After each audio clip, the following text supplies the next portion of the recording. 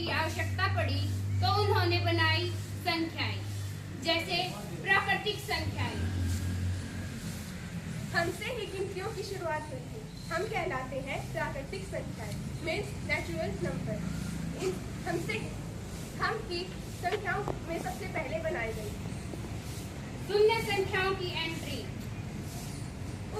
मुझे कोई याद नहीं करता। अरे तो मालूम क्यों है? क्योंकि जब तक मैं नहीं आया था तब तक कुछ नहीं को दिखाने का कोई तरीका नहीं था। बिल्कुल सही। जब शून्य आया तब जाकर बना एक नया परिवार, पूर्ण संख्या, होल नंबर, जैसे 0, 1, 2, 3। अब है ऋणात्मक संख्याओं की एंट्री। मैं हूँ ऋणात्मक संख्या, नेगेटिव नंबर। मैं भी एक संख्या हूँ। आप मुझे थर्मामीटर से पहचान सकते हो। -2 जब ठंड ज्यादा हो जाती है।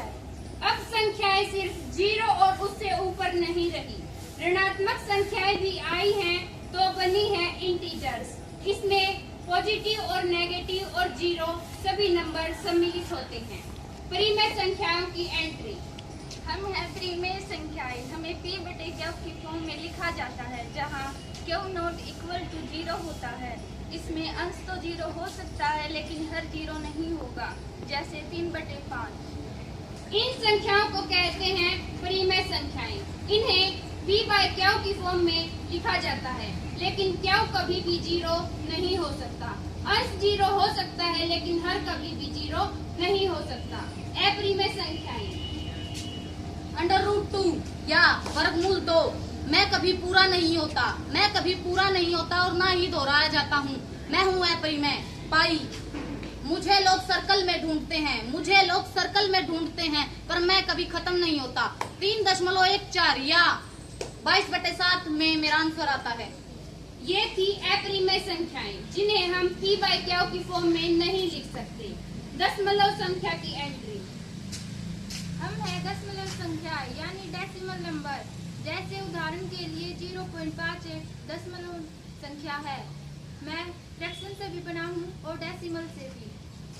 वास्तविक संख्याएं। मैं हूँ वास्तविक संख्या यानी रियल नंबर। मैं इन सभी संख्याओं को साथ लेकर चलती हूँ। मैं उन सभी संख्याओं का समूह हूँ जिन्हें नंबर लाइन पर प्रदर्शित किया जा सकता है। काल्पनिक संख्याएं।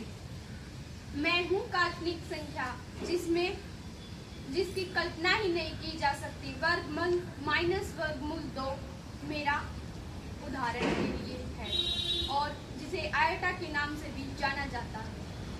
ये है काल्पनिक संख्याएं जो नंबर लाइन पर नहीं होती पर मैथ में अपना बहुत बड़ा रोल निभाती हैं। सम, विषम और अभाज्य संख्याएं। आज हम आपको सम, विषम तथा अभाज्य संख्याओं के बारे में बताएंगे। सम संख्याएं वे संख्याएं 2 से भाग जाती हैं, जैसे 2, 4, 6, 8 आदि। विषम संख्याएं वे संख्याएं जो 2 से भाग नहीं जाती, जैसे 1, 3, 5, 7 आदि। अभाज्य संख्याएं उन्हें कहते हैं जो 1 से और स्वयं से भाग जाती हैं, जैसे 2, 3, 5, 7 आदि। और 2 एक सबसे छोटी सम तथा अभाज्य संख्या है। तो आज आपने देखा कि संख्याएं भी एक परिवार की तरह होती हैं। हर एक की अपनी अलग पहचान और पर सबको मिलकर बनता है हमारा प्यारा नंबर सिस्टम।